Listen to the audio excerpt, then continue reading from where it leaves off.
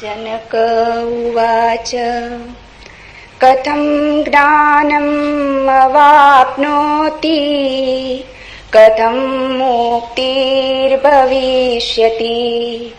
वैराग्यं च कथं प्राप्तम् एतद् ब्रूहि मम प्रभो।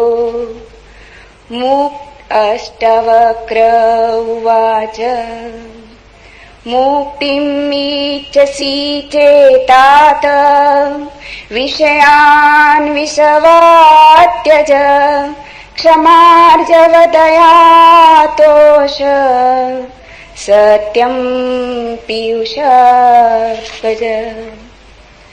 न पृथ्वी न जलं न अग्निः वायुद्यो न वा भवान् येषां साक्षिणम् आत्मानं चिद्रूपं विद्धि मुक्ते। यदि देहं पृथक्कृत्य चित्ति विश्राम्यतिष्ठसि अधुनैव सुखी शान्तो बन्धमुक्तो भविष्यसि। न त्वं विप्रादिको वर्णो नाश्रमी नाक्षगोचर असङ्गोऽसि निराकारो विश्वसाक्षी सुखी भव। धर्माधर्मौ सुखं दुःखं मानसानि न ते विभो न कर्तासि न भोक्तासि मुक्त एवासि सर्वदा।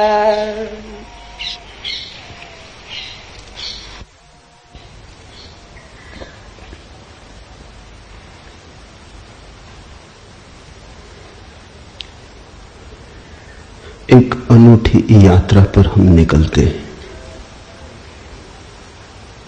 मनुष्य जाति के पास बहुत शास्त्र हैं, पर अष्टावक्र गीता जैसा शास्त्र नहीं। वेद फीके हैं, उपनिषद बहुत धीमी आवाज में बोलते हैं। गीता में भी ऐसा गौरव नहीं जैसा अष्टावक्र की संहिता में। कुछ बात ही अनूठी है। सबसे बड़ी बात तो यह है कि न समाज, न राजनीति, न जीवन की किसी और व्यवस्था का कोई प्रभाव अष्टावक्र के वचनों पर है। इतना शुद्ध भावातीत वक्तव्य है, समय और काल से अतीत, दूसरा नहीं। शायद इसीलिए अष्टावक्र की गीता, अष्टावक्र की संहिता का बहुत प्रभाव नहीं पड़ा। कृष्ण की गीता का बहुत प्रभाव पड़ा। पहला कारण, कृष्ण की गीता समन्वय है। सत्य की उतनी चिंता नहीं जितनी समन्वय की चिंता है। समन्वय का आग्रह इतना गहरा है कि अगर सत्य थोड़ा खो भी जाए तो कृष्ण राजी है। कृष्ण की गीता खिचड़ी जैसी है, इसलिए सभी को भाती है, क्योंकि सभी का कुछ न कुछ उसमें मौजूद है। ऐसा कोई संप्रदाय खोजना मुश्किल है जो गीता में अपनी वाणी न खोज ले। ऐसा कोई व्यक्ति खोजना मुश्किल है जो गीता में अपने लिए कोई सहारा न खोज ले। इन सब के लिए अष्टावक्र की गीता बड़ी कठिन होगी। अष्टावक्र समन्वयवादी नहीं, सत्यवादी है। सत्य जैसा है वैसा कहा है, बिना किसी लाग लपेट के। सुनने वाले की चिंता नहीं, सुनने वाला समझेगा नहीं समझेगा इसकी भी चिंता नहीं। सत्य का ऐसा शुद्धतम वक्तव्य न पहले कहीं हुआ न फिर बाद में कभी हो सका। कृष्ण की गीता लोगों को प्रिय है क्योंकि अपना अर्थ निकाल लेना बहुत सुगम है। कृष्ण की गीता काव्यात्मक है। 2-2-5 भी हो सकते हैं, 2-2-3 भी हो सकते हैं। अष्टावक्र के साथ कोई खेल संभव नहीं, वहां 2-2-4 ही होते। अष्टावक्र का वक्तव्य शुद्ध गणित का वक्तव्य है। वहां काव्य को जरा भी जगह नहीं, वहां कविता के लिए जरा सी भी छूट नहीं। जैसा है वैसा कहा है, किसी तरह का समझौता नहीं। कृष्ण की गीता पढ़ो तो भक्त अपना अर्थ निकाल लेता है, क्योंकि कृष्ण ने भक्ति की भी बात की। कर्मयोगी अपना अर्थ निकाल लेता है, क्योंकि कृष्ण ने कर्मयोग की भी बात की है।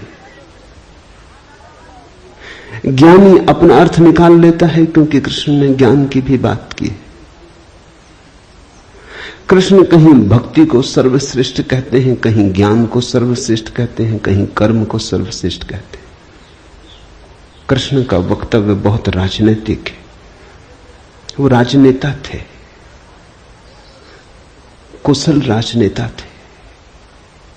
सिर्फ राजनेता थे इतना ही कहना उचित नहीं, कुटिल राजनीतिज्ञ थे, डिप्लोमैट थे। उनके वक्तव्य में बहुत सी बातों का ध्यान रखा गया, इसलिए सभी को गीता भा जाती है। इसलिए तो गीता पर हजारों टीकाएं हैं, अष्टावक्र पर कोई चिंता नहीं करता, क्योंकि अष्टावक्र के साथ राजी होना हो तो तुम्हें अपने को छोड़ना पड़ेगा। बेशर्त तुम अपने को न ले जा सकोगे, तुम पीछे रहोगे तो ही जा सकोगे। कृष्ण के साथ तुम अपने को ले जा सकते हो। कृष्ण के साथ तुम्हें बदलने की कोई भी जरूरत नहीं। कृष्ण के साथ तुम मौजू पड़ सकते हो। इसलिए सभी सांप्रदायिकों ने कृष्ण की गीता पर टीकाएं लिखी। शंकर ने, रामानुज ने, निम्बारक ने, बल्लभ ने, सबने अपने अर्थ निकाल लिए। कृष्ण ने कुछ ऐसी बात कही है जो बहुअर्थी है, इसलिए मैं कहता हूं काव्यात्मक है। कविता में से मन चाहे अर्थ निकल सकते हैं। कृष्ण का वक्तव्य ऐसा है जैसे वर्षा में बादल गिरते, जो चाहो देख लो। कोई देखता हाथी की सूंड, कोई चाहे गणेश जी को देख ले। किसी को कुछ भी नहीं दिखाई पड़ता, वो कहता कहां की फिजूल बातें कर रहे हो, बादल है, धुआं, इसमें कैसी आकृतियां देख रहे हो। पश्चिम में वैज्ञानिक मन के परीक्षण के लिए स्याही के धब्बे ब्लॉटिंग पेपर पर डाल देते हैं और व्यक्ति को कहते हैं देखो इसमें क्या दिखाई पड़ता है। व्यक्ति गौर से देखता है, उसे कुछ ना कुछ दिखाई पड़ता है। वहां कुछ भी नहीं, सिर्फ ब्लॉटिंग पेपर पर स्याही के धब्बे बेतरतीब फेंके गए, सोच विचार के भी फेंके नहीं गए हैं, ऐसे ही बोतल उड़ेल दी है। लेकिन देखने वाला कुछ ना कुछ खोज लेता है।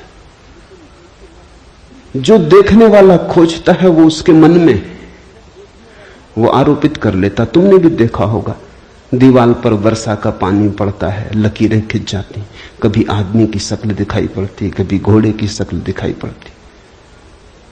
तुम जो देखना चाहते हो आरोपित कर लेते हो। रात के अंधेरे में कपड़ा टंगा है, भूत प्रेत दिखाई पड़ जाते। कृष्ण की गीता ऐसी ही है, जो तुम्हारे मन में है दिखाई पड़ जाएगा। तो शंकर ज्ञान देख लेते हैं, रामानुज भक्ति देख लेते हैं, तिलक कर्म देख लेते हैं, और सब अपने घर प्रसन्नचित लौट आते कि ठीक कृष्ण वही कहते हैं जो हमारी मान्यता है। इमर्सन ने लिखा है कि एक बार एक पड़ोसी प्लेटो की किताबें उनसे मांग के ले गया। अब प्लेटो 2000 साल पहले हुआ और दुनिया के थोड़े से अनूठे विचारकों में से एक। कुछ दिनों बाद इमर्सन ने कहा किताबें पढ़नी हो तो वापस करने। वो पड़ोसी लौटा गया। इमर्सन ने पूछा कैसी लगी? उस आदमी ने कहा कि ठीक इस आदमी प्लेटो के विचार मुझसे मिलते जुलते। कई दफे तो मुझे ऐसा लगा कि इस आदमी को मेरे विचारों का पता कैसे चल गया। प्लेटो 2000 साल पहले हुआ है। इसको शक हो रहा है कि इसने कहीं मेरे विचार तो नहीं चुरा लिए। कृष्ण में ऐसा शक बहुत बार होता है, इसलिए कृष्ण पर सदियां बीत गई, टीकाएं चलती जाती, हर सदी अपना अर्थ खोज लेती है, हर व्यक्ति अपना अर्थ खोज लेता है। कृष्ण की गीता स्याही के धब्बों जैसी एक कुशल राजनीतिज्ञ का वक्तव्य है। अष्टावक्र की गीता में तुम कोई अर्थ न खोज पाओगे। तुम अपने को छोड़ के चलोगे तो ही अष्टावक्र की गीता स्पष्ट होगी। अष्टावक्र का सुस्पष्ट संदेश है, उसमें जरा भी तुम अपनी व्याख्या न डाल सकोगे, इसलिए लोगों ने टीकाएं नहीं लिखी। टीका लिखने की जगह नहीं है, तोड़ने मड़ोड़ने का उपाय नहीं है, तुम्हारे मन के लिए सुविधा नहीं है कि तुम कुछ डाल दो। अष्टावक्र ने इस तरह से वक्तव्य दिया है कि सदियां बीत गई, उस वक्तव्य में कोई कुछ जोड़ नहीं पाया, घटा नहीं पाया। बहुत कठिन है ऐसा वक्तव्य देना, शब्द के साथ ऐसी कुशलता बड़ी कठिन है। इसलिए मैं कहता हूं एक अनूठी यात्रा तुम शुरू कर रहे हो। अष्टावक्र में राजनीतिज्ञों की कोई उत्सुकता नहीं, न तिलक की, न अरविंद की, न गांधी की, न विनोबा की, किसी की कोई उत्सुकता नहीं, क्योंकि तुम अपना खेल न खेल पाओगे। तिलक को उकसाना है देशभक्ति, उठाना है कर्म का ज्वार। कृष्ण की गीता सहयोगी बन जाती। कृष्ण हर किसी को कंधा देने को तैयार है। कोई भी चला लो गोली उनके कंधे पर रख के, वो राजी। कंधा उनका, पीछे छिपने की तुम्हें सुविधा है, और उनके पीछे से गोली चलाओ तो गोली भी बहुमूल्य मालूम पड़ती। अष्टावक्र किसी को कंधे पे हाथ भी नहीं रखने देते। इसलिए गांधी की कोई उत्सुकता नहीं, तिलक की कोई उत्सुकता नहीं, अरविंद विनोबा को कुछ लेना देना नहीं, क्योंकि तुम कुछ थोप ना सकोगे। राजनीति की सुविधा नहीं है। अष्टावक्र राजनीतिक पुरुष नहीं, ये पहली बात ख्याल में रख लेनी जरूरी है। ऐसा सुस्पष्ट खुले आकाश जैसा वक्तव्य जिसमें बादल है ही नहीं, तुम कोई आकृति देख ना पाओगे, आकृति छोड़ोगे, सब बनोगे निराकार, अरूप के साथ जोड़ोगे संबंध, तो अष्टावक्र समझ में आएंगे। अष्टावक्र समझना चाहो तो ध्यान की गहराई में उतरना होगा, कोई व्याख्या से काम होने वाला नहीं। और ध्यान के लिए भी अष्टावक्र नहीं कहते कि तुम बैठ के राम राम जपो। अष्टावक्र कहते हैं तुम कुछ भी करो वो ध्यान ना होगा। करता जहां है वहां ध्यान कैसा? जब तक करना है तब तक भ्रांति है, जब तक करने वाला मौजूद है तब तक अहंकार मौजूद है। अष्टावक्र कहते हैं साक्षी हो जाना है ध्यान। जहां कर्ता छूट जाता तुम सिर्फ देखने वाले रह जाते। दृष्टा मात्र, दृष्टा मात्र हो जाने में ही दर्शन है, दृष्टा मात्र हो जाने में ही ध्यान है, दृष्टा मात्र हो जाने में ही ज्ञान है। इसके पहले कि हम सूत्र में उतरे, अष्टावक्र के संबंध में कुछ बातें समझ लेनी जरूरी है। ज्यादा पता नहीं, क्योंकि न तो वे सामाजिक पुरुष थे न राजनीतिक, तो इतिहास में कोई उल्लेख नहीं है। बस थोड़ी सी घटनाएं ज्ञात हैं, वो भी बड़ी अजीब, भरोसा करने योग्य नहीं, लेकिन समझोगे तो बड़े गहरे अर्थ खुलेंगे। पहली घटना, अष्टावक्र पैदा हुए उसके पहले की, पीछे का तो कुछ पता नहीं। गर्भ की घटना, पिता बड़े पंडित, अष्टावक्र मां के गर्भ में, पिता रोज वेद का पाठ करते और अष्टावक्र गर्भ में सुनते। एक दिन अचानक गर्भ से आवाज आती कि रुको भी, ये सब बकवास है, ज्ञान इसमें कुछ भी नहीं, बस शब्दों का संग्रह। शास्त्र में ज्ञान कहां? ज्ञान स्वयं में। शब्द में सत्य कहां? सत्य स्वयं में।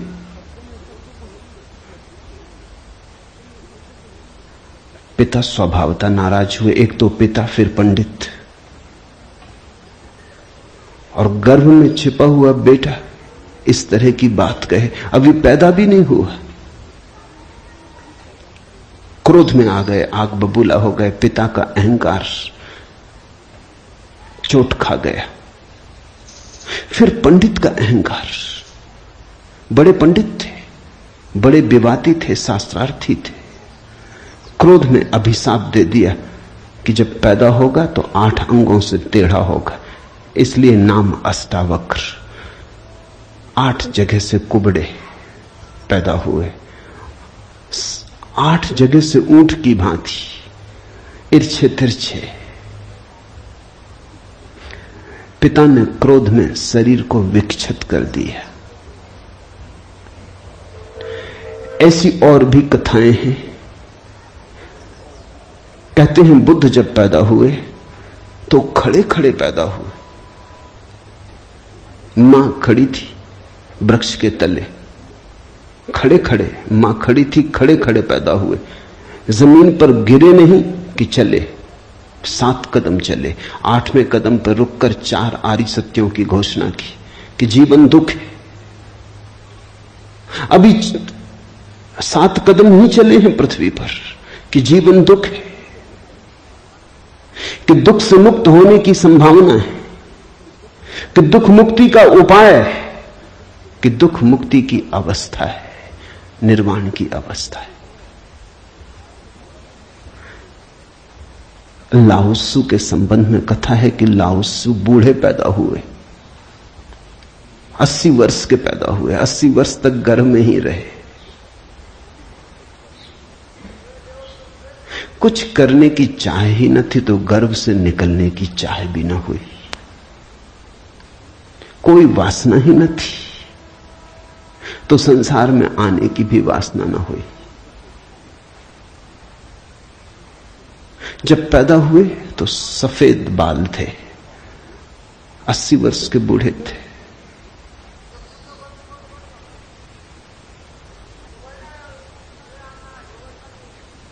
जरथुस्त्र के संबंध में कथा है कि जब जरथुस्त्र पैदा हुए तो पैदा होते से ही खिलखिला के हंसे, मगर इन सबको मात कर दिया अष्टावक्र ने। ये तो पैदा होने की बात है। अष्टावक्र ने अपना पूरा वक्तव्य दे दिया पैदा होने के पहले। ये कथाएं महत्वपूर्ण हैं। इन कथाओं में इन व्यक्तियों के जीवन की सारी सार संपदा है, निचोड़ है। बुद्ध ने जो जीवन भर में कहा उसका निचोड़। बुद्ध ने अष्टांगिक मार्ग का उपदेश दिया तो 7 कदम चले, 8वें पर रुक गए। 8 अंग हैं कुल। पहुंचने की अंतिम अवस्था है सम्यक समाधि। उस समाधि की अवस्था में ही पता चलता है जीवन के पूरे सत्य का। वो 4 आर्य सत्यों की घोषणा करती। लाओत्सु बूढ़ा पैदा हुआ। लोगों को 80 साल लगते हैं, तब भी ऐसी समझ नहीं आ पाती। बूढ़े होकर भी लोग बुद्धिमान कहां हो पाते। बूढ़ा होना और बुद्धिमान होना पर्यायवाची तो नहीं। बाल तो धूप में भी पकाए जा सकते हैं। लाओत्सु की कथा इतना ही कहती है कि अगर जीवन में त्वरा हो तीव्रता हो तो जो 80 साल में घटता है वो एक क्षण में घट सकता है। प्रज्ञा की तीव्रता हो तो एक क्षण में घट सकता है। बुद्धि मलिन हो तो 80 साल में भी कहां घटता है। जरथुस्त्र जन्म के साथ ही हंसे। जरथुस्त्र का धर्म अकेला धर्म है दुनिया में जिसको हंसता हुआ धर्म कह सकते। अति पार्थिव पृथ्वी का धर्म है। इसलिए तो पारसी दूसरे धार्मिकों को धार्मिक नहीं मालूम होते, नाचते गाते प्रसन्न। जरथुस्त्र का धर्म हंसता हुआ धर्म है, जीवन के स्वीकार का धर्म है, निषेध नहीं है, त्याग नहीं है। तुमने कोई पारसी साधु देखा? नंग धड़ंग खड़ा हो जाए, छोड़ दे, धूप में खड़ा हो जाए, धूनी रमा के बैठ जाए?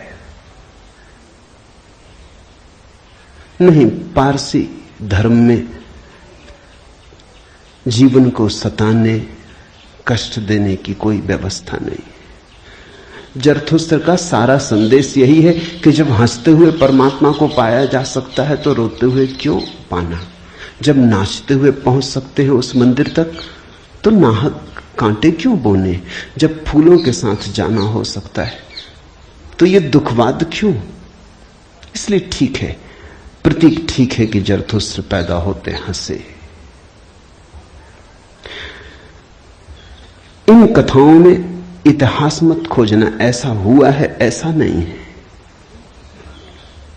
लेकिन इन कथाओं में एक बड़ा गहरा अर्थ है।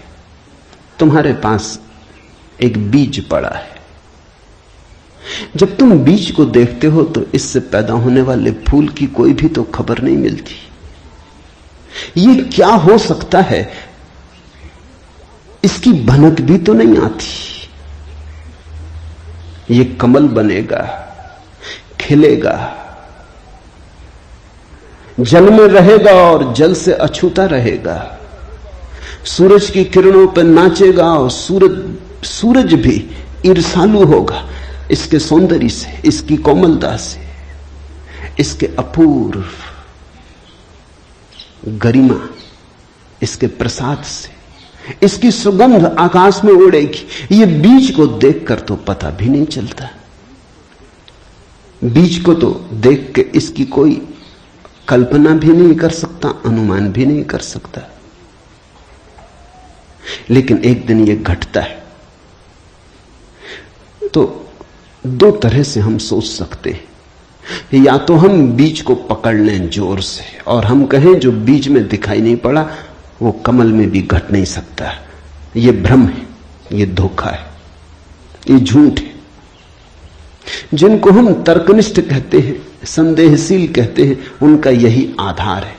वो कहते हैं जो बीज में नहीं दिखाई पड़ा वो फूल में हो नहीं सकता, कहीं भ्रांति हो रही है। इसलिए संदेहशील व्यक्ति बुद्ध को मान नहीं पाता, महावीर को स्वीकार नहीं कर पाता, जीसस को अंगीकार नहीं कर पाता, क्योंकि वो कहते हैं हमने जाना इनको। जीसस अपने गांव में आए, बड़े हैरान हुए, गांव के लोगों ने कोई चिंता ही न की। जीसस का वक्तव्य है कि पैगंबर की अपने गांव में पूजा नहीं होती। कारण क्या रहा होगा, क्यों नहीं होती गांव में पूजा पैगंबर की? गांव के लोगों ने बचपन से देखा बड़े ही जोसेफ का लड़का है, लकड़ियां ढोते देखा, रिंदा चलाते देखा, लकड़ियां चीरते देखा, पसीने से लथपथ देखा, सड़कों पर खेलते देखा, झगड़ते देखा। गांव के लोग इसे बचपन से जानते हैं, बीज की तरह देखा। आज अचानक ये हो कैसे सकता है कि परमात्मा का पुत्र हो गए? नहीं, जिसने बीज को देखा है वो फूल को मान नहीं पाता। वो कहता है जरूर धोखा होगा, बेईमानी होगी, ये आदमी पाखंडी है। बुद्ध अपने घर वापस लौटे तो पिता, सारी दुनिया को जो दिखाई पड़ रहा था वो पिता को दिखाई नहीं पड़ा। सारी दुनिया अनुभव कर रही थी एक प्रकाश, दूर दूर तक खबरें जा रही थी, दूर देशों से लोग आने शुरू हो गए थे। लेकिन जब वापस बुद्ध घर आए 12 साल बाद तो पिता ने कहा मैं तुझे अभी भी क्षमा कर सकता हूं, यद्यपि तूने काम तो बुरा किया है, सताया तो तूने हमें, अपराध तो तूने किया, लेकिन मेरे पास पिता का हृदय, मैं माफ कर दूंगा, द्वार तेरे लिए खुले, मगर फेंक ये भिक्षा का पात्र, हटा ये भिक्षु का वेश, ये सब नहीं चलेगा। तो वापस लौटा, ये राज्य तेरा है, मैं बूढ़ा हो गया, इसको कौन संभालेगा, हो गया बचपना बहुत, अब बंद करो ये सब खेल। बुद्ध ने कहा कृपा कर मुझे देखें तो, जो गया था वो वापस नहीं आया है, ये कोई और ही आया है, जो आपके घर पैदा हुआ था वही वापस नहीं आया है, ये कोई और ही आया है, बीज फूल होके आया है। गौर से तो देखो, पिता ने कहा तू मुझे सिखाने चला है, पहले दिन से जब तू पैदा हुआ था तब से तुझे जानता हूं। किसी और को धोखा देना, किसी और को समझा लेना, भ्रम में डाल देना, मुझे तू भ्रम में न डाल पाएगा। मैं फिर कहता हूं, मैं तुझे भली भांति जानता हूं, मुझे कुछ सिखाने को चेष्टा मत कर, क्षमा करने को मैं राजी हूं। बुद्ध ने कहा आप और मुझे जानते हैं, मैं तो स्वयं को भी नहीं जानता था, अभी अभी किरणें उतरी हैं और स्वयं को जानो, क्षमा करे, लेकिन ये मुझे कहना ही पड़ेगा कि जिसको आपने देखा वो मैं नहीं हूं, और जहां तक आपने देखा वो मैं नहीं हूं। बाहर बाहर आपने देखा, भीतर आपने कहां देखा। मैं आपसे पैदा हुआ हूं, लेकिन आपने मुझे निर्मित नहीं किया। मैं आपसे आया हूं जैसे एक रास्ते से कोई राहगीर आता है, लेकिन रास्ता और राहगीर का क्या लेना देना। कल रास्ता कहने लगे कि मैं तुझे पहचानता हूं, तू मेरे हिस्से तो होकर आया, ऐसे ही आप कह रहे हैं आपके पहले भी मैं था, जन्मों जन्मों से मेरी यात्रा चल रही, आपसे गुजरा जरूर, ऐसा मैं औरों से भी गुजरा हूं, और भी मेरे पिता थे, और भी मेरी माताएं थी, लेकिन मेरा होना बड़ा अलग थलग है, कठिन है, बहुत अति कठिन है। अगर बीज देखा तो फूल पे भरोसा नहीं आता। एक तो ढंग है अश्रद्धालु का, तर्कवादी का, संदेहशील का, कि वो कहता है बीज को हम पहचानते हैं तो फूल हो नहीं सकता, हम कीचड़ को जानते हैं, उस कीचड़ से कमल हो कैसे सकता है, सब गलत, सपना होगा, भ्रांति होगी, किसी मोहजाल में पड़ गए होगे, किसी ने धोखा दे दिया, कोई जादू, कोई तिलिस्म। एक तो ये रास्ता है, एक रास्ता है श्रद्धालु का, प्रेमी का, भक्त का, सहानुभूति से भरे हृदय का। वो फूल को देखता है और फूल से पीछे की तरफ यात्रा करता है। वो कहता है जब फूल में ऐसा सुगंध हुई, जब फूल में ऐसी विभा प्रकट हुई, जब फूल में ऐसी प्रतिभा, जब फूल में ऐसा कुंवारापन दिखा, तो जरूर बीज में भी रहा होगा, क्योंकि जो फूल में हुआ है वो बीज में न हो तो हो ही नहीं सकता। ये सारी कथाएं घटी हैं, ऐसा नहीं। जिन्होंने अष्टावक्र के फूल को देखा, उनको ये ख्याल में आया कि जो आज हुआ है वो कल भी रहा होगा, छिपा था, अवगुंठित था, पर्दे में पड़ा था। जो आज है, अंत में है, वो प्रथम भी रहा होगा। जो मृत्यु के क्षण में दिखाई पड़ रहा है, वो जन्म के क्षण में भी मौजूद रहा होगा, अन्यथा पैदा कैसे होता। तो एक तो ढंग है फूल से पीछे की तरफ देखना, और एक है बीज से आगे की तरफ देखना। गौर से देखो तो दोनों में सारसूत्र एक ही है, दोनों की आधार भित्ति एक ही है, लेकिन कितना जमीन आसमान का अंतर हो जाता है। जो बीज वाला है वो भी ये कह रहा है कि जो बीज में नहीं है वो फूल में कैसे हो सकता है, ये उसका तर्क है। फूल वाला भी यही कह रहा है, वो कह रहा है जो फूल में है वो बीज में भी होना ही चाहिए। दोनों का तर्क तो एक है, लेकिन दोनों के देखने के ढंग अलग है। बड़ी अड़चन। मुझसे कोई पूछता था कि आपके साथ बचपन में बहुत लोग पढ़े होंगे, स्कूल में, कॉलेज में, वे दिखाई नहीं पड़ते, वे कैसे दिखाई पड़ सकते? उनको बड़ी अड़चन है, वो भरोसा नहीं कर सकते, अति कठिन है उन्हें। कल ही मेरे पास रायपुर से किसी ने एक अखबार भेजा, श्री हरिशंकर परसाई ने एक लेख मेरे खिलाफ लिखा है। वो मुझे जानते हैं, कॉलेज के दिनों से जानते हैं, हिंदी के मूर्धन्य व्यंग लेखक हैं। मेरे मन में उनकी कृतियों का आदर है। लेख में उन्होंने लिखा है कि जबलपुर की हवा में कुछ खराबी है। यहां धोखेबाज और धूर्ती पैदा होते, जैसे रजनीश, महेश योगी, मुंदड़ा, 3 नाम उन्होंने गिनाए। धन्यवाद उनका, कम से कम मेरा नाम नंबर 1 तो गिनाया।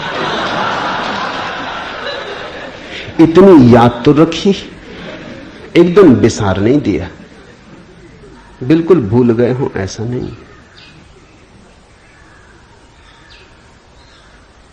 लेकिन अड़चन स्वाभाविक है, सीधी साफ है, मैं उनकी बात समझ सकता हूं।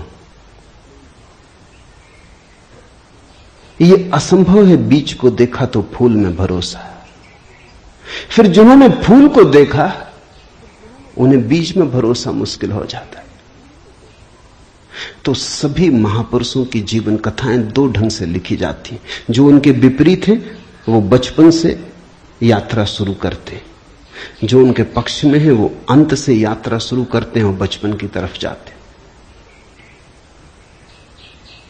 दोनों एक अर्थ में सही है, लेकिन जो बचपन से यात्रा करके अंत की तरफ जाते हैं वो वंचित रह जाते हैं। उनका सही होना उनके लिए आत्मघाती है।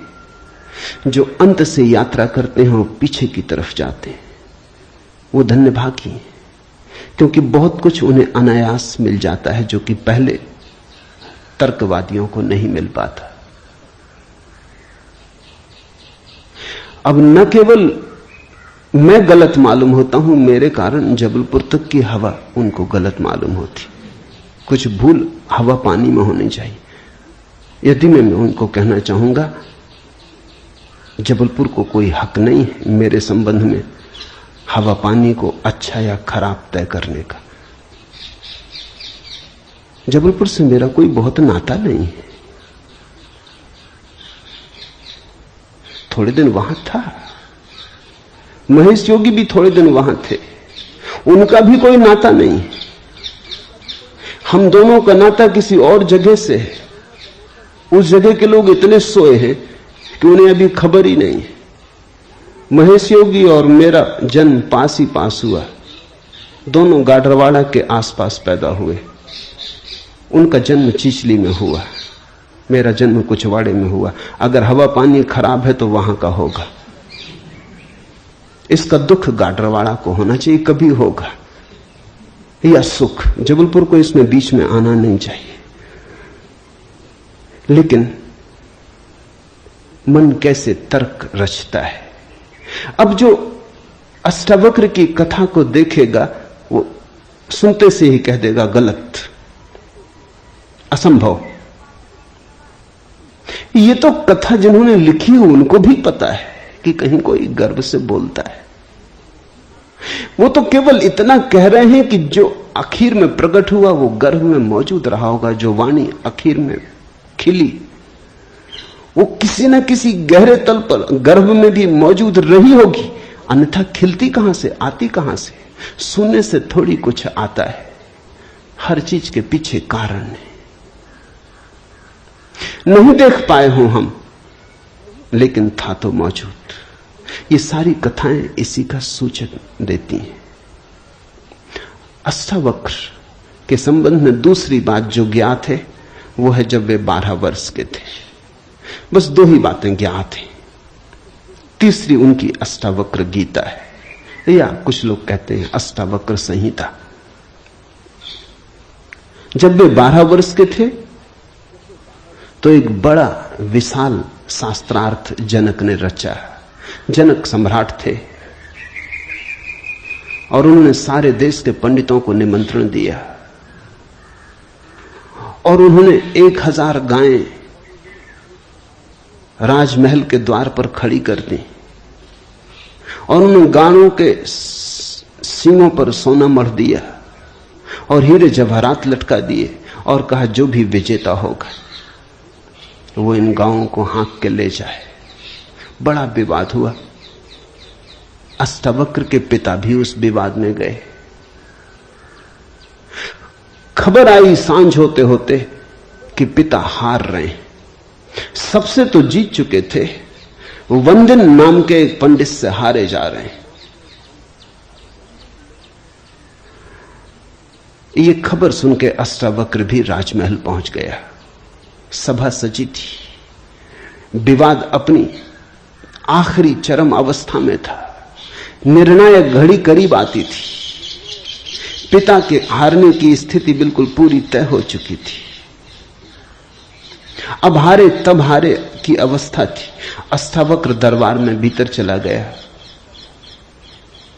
पंडितों ने उसे देखा। महापंडित इकट्ठे थे। उसका 8 अंगों से टेढ़ा मेढ़ा शरीर, वो चलता तो भी देख के लोगों को हंसी आती। उसका चलना भी बड़ा हास्यास्पद था। सारी सभा हंसने लगी। अष्टावक्र भी खिल के हंसा। जनक ने पूछा, और सब हंसते हैं वो तो मैं समझ गया क्यों हंसते, लेकिन बेटे तू क्यों हंसा? अष्टावक्र ने कहा, मैं इसलिए हंस रहा हूं कि इन चम्हारों की सभा में सत्य का निर्णय हो रहा है। बड़ा आदमी अनूठा रहा होगा। ये चम्हार यहां क्या कर रहे हैं?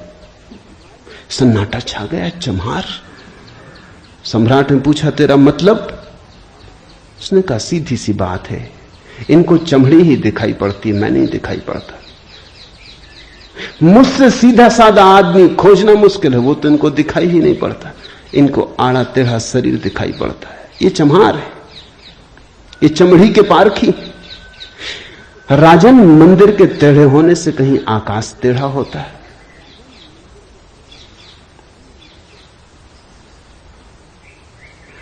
घड़े के फूटे होने से कहीं आकाश फूटता है?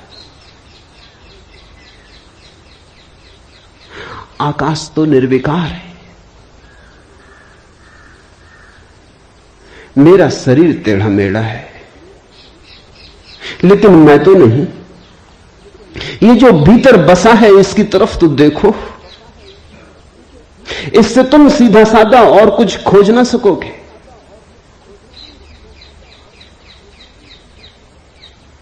ये बड़ी चौंकाने वाली घोषणा थी। सन्नाटा छा गया होगा। जनक प्रभावित हुआ, झटका खाया। निश्चित ही कहां चम्हारों की भीड़ इकट्ठी करके बैठा है। खुद पे भी पश्चाताप हुआ, अपराध लगा कि मैं भी हंसा। उस दिन तो कुछ न कहते बना, लेकिन दूसरे दिन सुबह जब सम्राट घूमने निकला था तो राह पर अष्टावक्र दिखाई पड़ा। उतरा, घोड़े से पैरों में गिर पड़ा। सबके सामने तो हिम्मत न जुटा पाया। एक दिन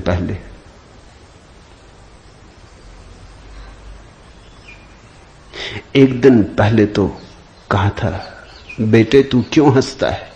12 साल का लड़का था। उम्र तौली थी, आज उम्र नहीं तौली। आज घोड़े से उतर गया, पैर पर गिर पड़ा, साष्टांग दंडवत,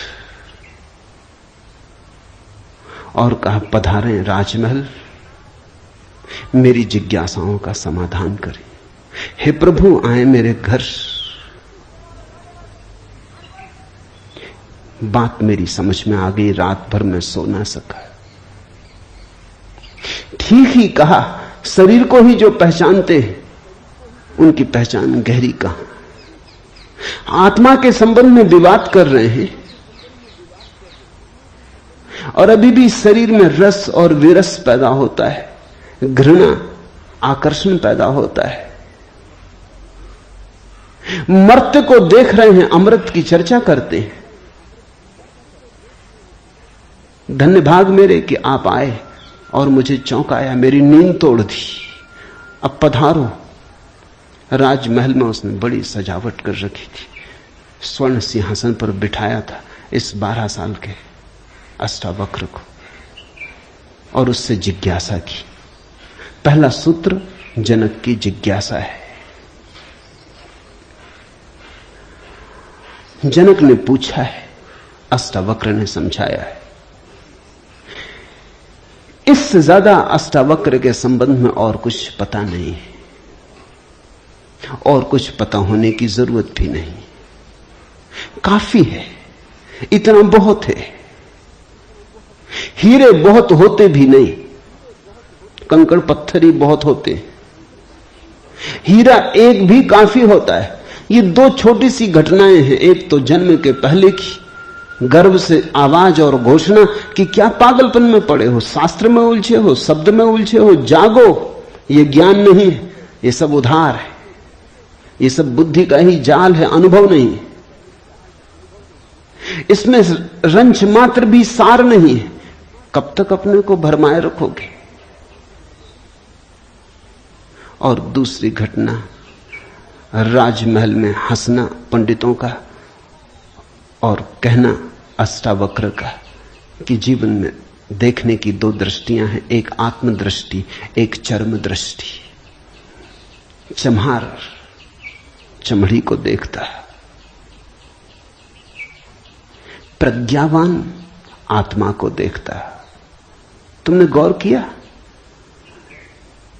चम्हार तुम्हारे चेहरे की तरफ देखते नहीं, वो जूते को ही देखता। असल में चम्हार जूते को देख के सब पहचान लेता तुम्हारे संबंध में कि आर्थिक हालत कैसी है, सफलता मिल रही कि विफलता मिल रही, भाग्य कैसा चल रहा, वो सब जूते में लिखा है। जूते की सिलवटें कह देती, जूते की दशा कह देती। जूते में तुम्हारी आत्मकथा लिखी, चम्हार पढ़ लेता। जूते में चमक, जूते का ताजा और नया होना, चम्हार तुमसे प्रसन्नता से मिलता है।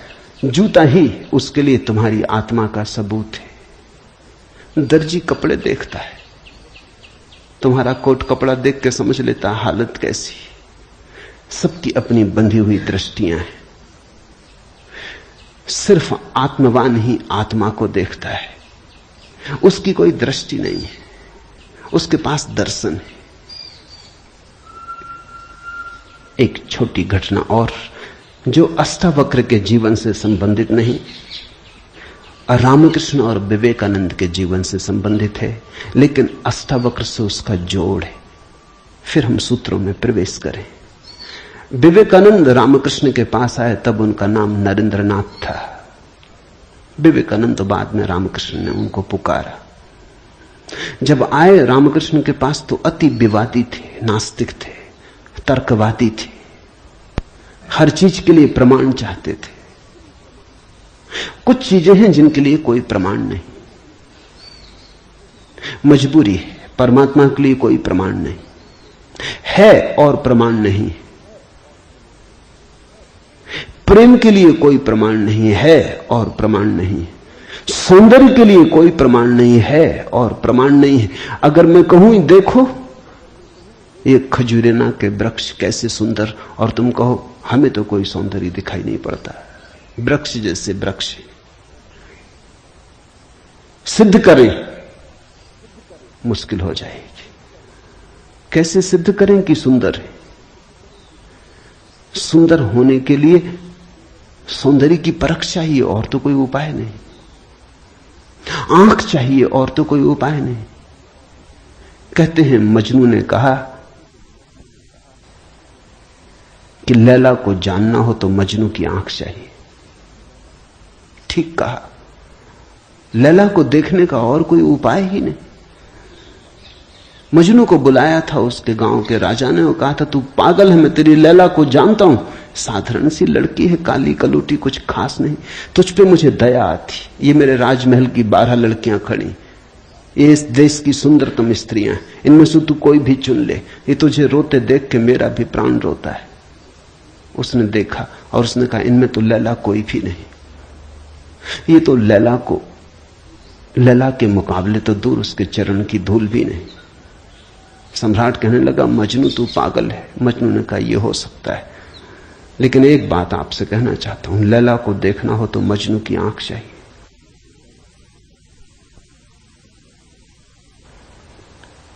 ठीक कहा मजनू ने।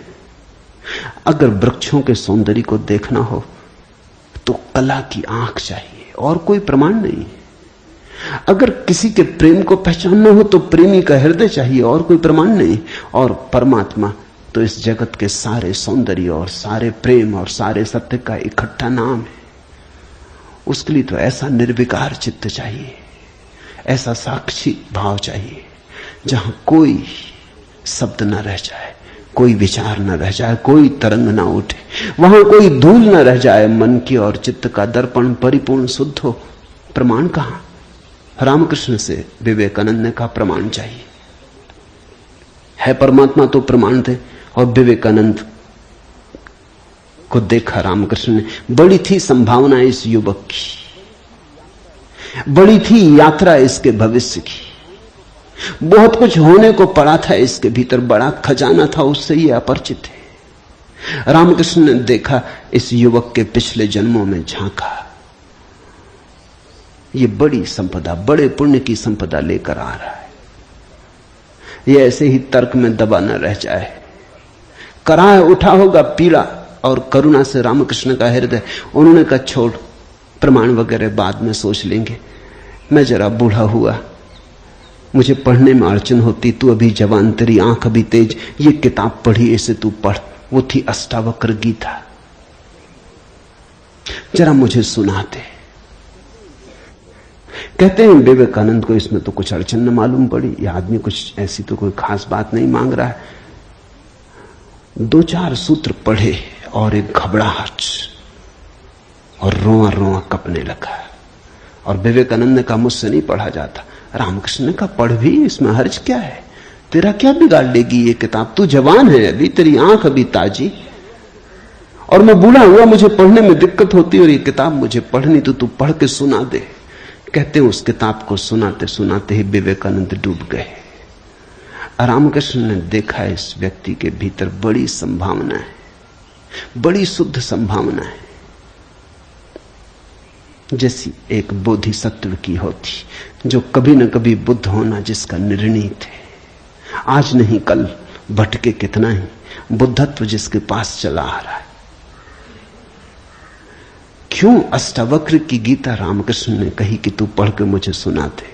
क्योंकि इससे ज्यादा शुद्धतम वक्तव्य और कोई नहीं।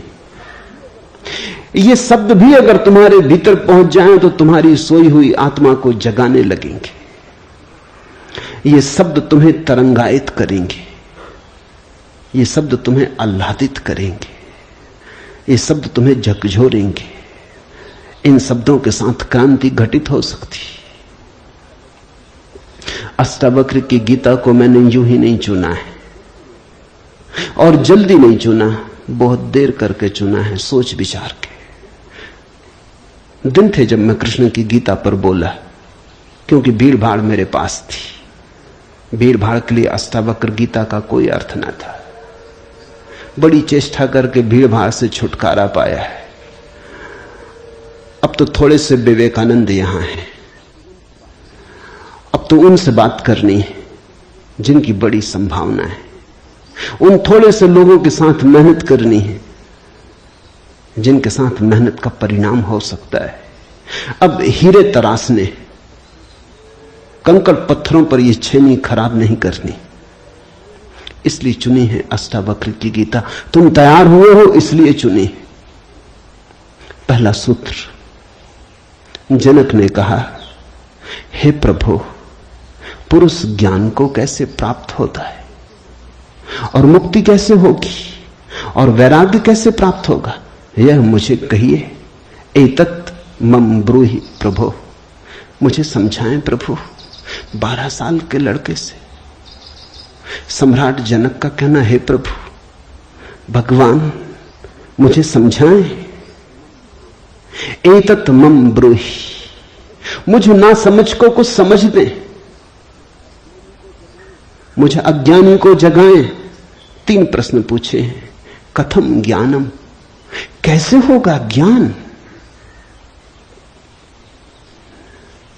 साधारणता तो हम सोचेंगे कि यह भी कोई पूछने की बात है, किताबों में भरा पड़ा है।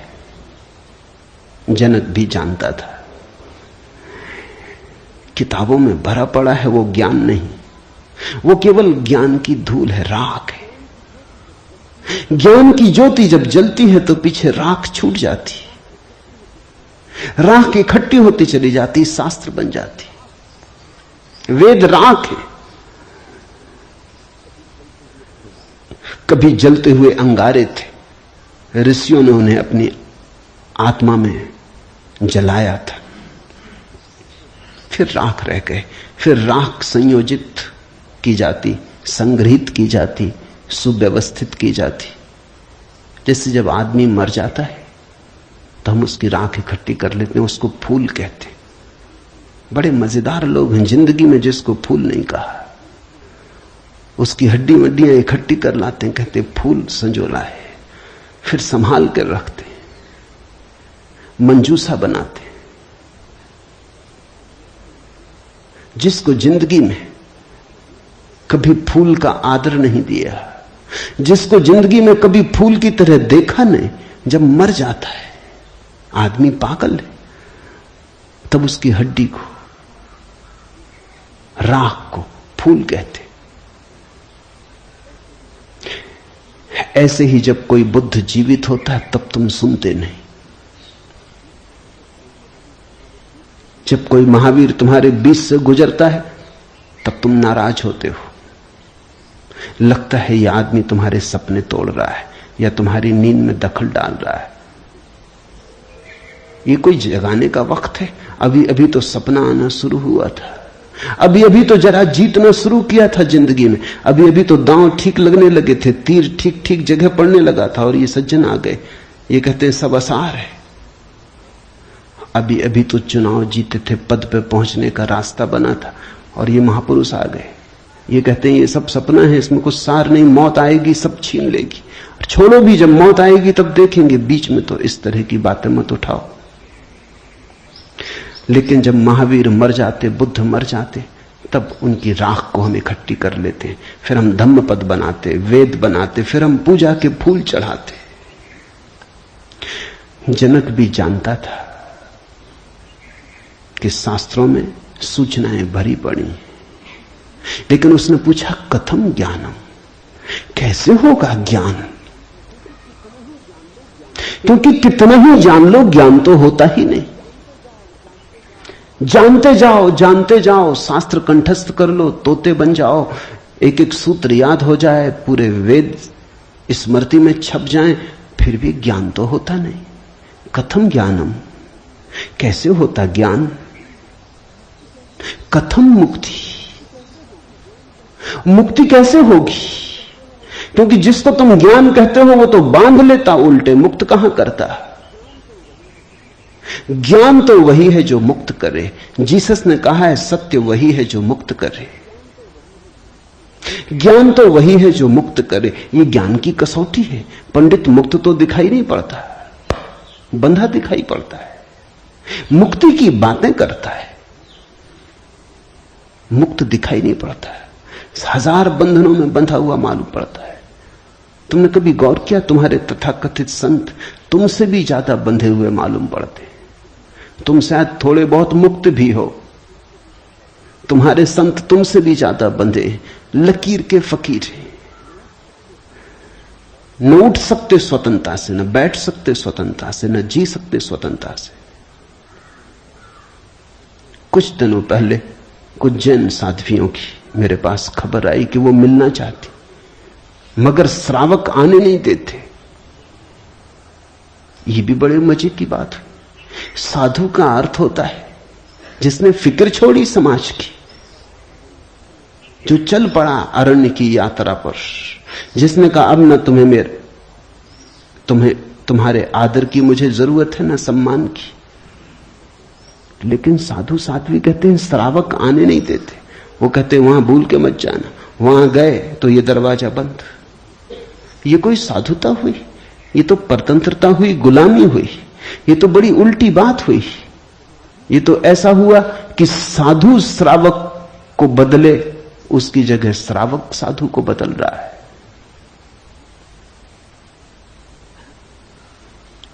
एक मित्र ने आके मुझे कहा, एक जैन साध्वी आपकी किताबें पढ़ती लेकिन चोरी से। टेप भी सुनना चाहती लेकिन चोरी से। और अगर कभी किसी के सामने आपका नाम भी ले दो तो वो इस तरह हो जाती जैसे उसने कभी आपका नाम सुना ही नहीं। ये मुक्ति हुई। जनक ने पूछा कथम मुक्ति, कैसे होती मुक्ति, क्या है मुक्ति? उस ज्ञान को मुझे समझाएं जो मुक्त कर देता है। स्वतंत्रता मनुष्य की सबसे महत्वपूर्ण आकांक्षा है। सब पालो लेकिन गुलामी अगर रही तो छिदती है। सब मिल जाए, स्वतंत्रता ना मिले तो कुछ भी नहीं मिला। मनुष्य चाहता है खुला आकाश, कोई सीमा ना हो। वो मनुष्य की अंतरतम निगूढ़तम आकांक्षा है, जहां कोई सीमा ना हो, कोई बाधा ना हो। इसी को परमात्मा होने की आकांक्षा कहो, मोक्ष की आकांक्षा कहो। हमने ठीक शब्द चुना है, मोक्ष। दुनिया की किसी भाषा में ऐसा प्यारा शब्द नहीं। स्वर्ग, फिरदौस, इस तरह के शब्द हैं, लेकिन उन शब्दों में मोक्ष की कोई धुन नहीं है। मोक्ष का संगीत ही अनूठा है। उसका अर्थ ही केवल इतना है, ऐसी परम स्वतंत्रता जिस पर कोई बाधा नहीं है। स्वतंत्रता इतनी शुद्ध कि जिस पे कोई सीमा नहीं। पूछा जनक ने कैसे होगी मुक्ति और कैसे होगा वैराग्य? हे प्रभु मुझे समझाकर कहिए। अष्टावक्र ने गौर से देखा होगा जनक की तरफ, क्योंकि गुरु के लिए वही पहला काम है कि जब कोई जिज्ञासा करे तो वो गौर से देखे जिज्ञासा किस स्रोत से आती, पूछने वाले ने क्यों पूछा है। उत्तर तो तभी सार्थक हो सकता है जब प्रश्न क्यों किया गया है वो समझ में आ जाए, वो साफ हो जाए। ध्यान रखना, सद्ज्ञान को उपलब्ध व्यक्ति, सद्गुरु तुम्हारे प्रश्न का उत्तर नहीं देता, तुम्हें उत्तर देता है। तुम क्या पूछते हो इसकी फिक्र कम है, तुमने क्यों पूछा है, तुम्हारे पूछने के पीछे अंतर चेतन में छिपा हुआ जाल क्या है, तुम्हारे प्रश्नों की आड़ में वस्तुतः कौन सी आकांक्षा छिपी है।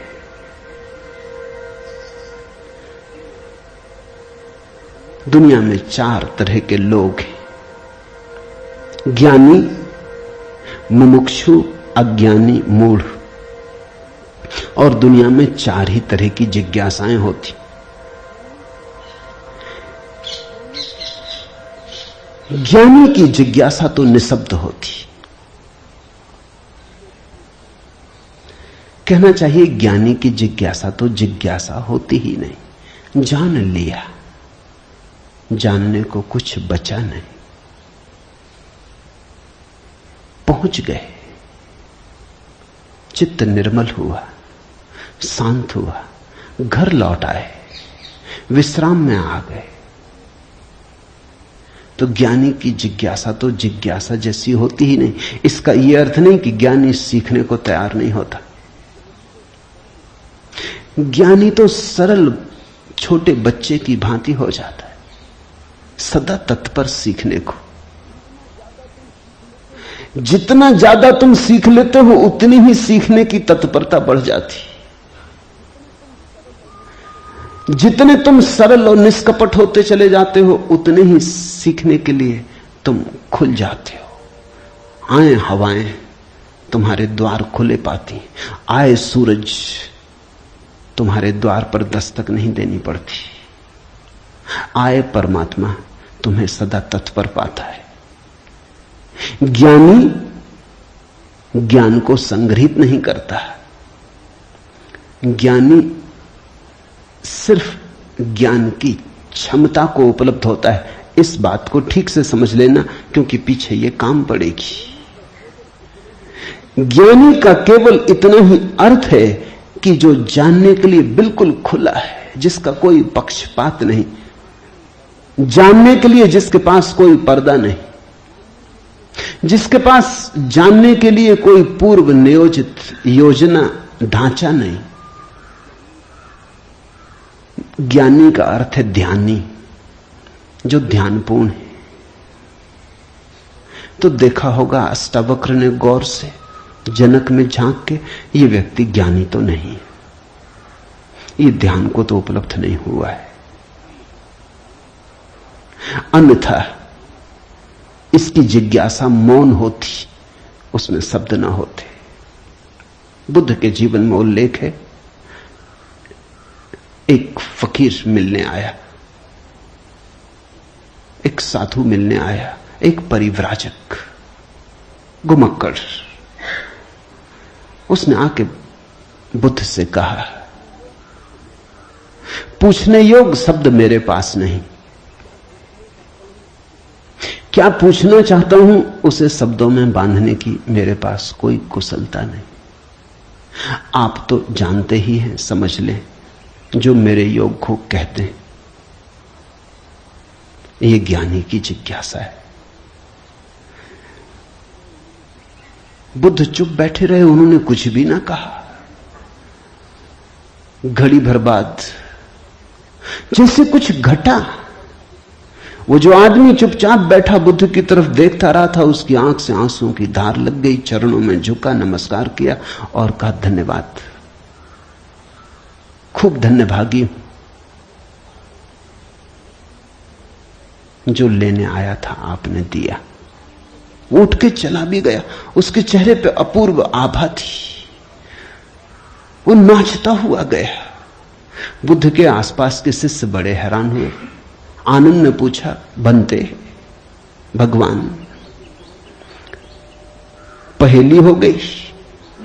पहले तो याद नहीं, कहता है कि मुझे पता नहीं कैसे पूछूं, पता नहीं किन शब्दों में पूछूं, ये भी पता नहीं क्या पूछने आया हूं। फिर आप तो जानते ही हैं सब, देख लें, मुझे जो मेरे लिए जरूरी हो कह दें।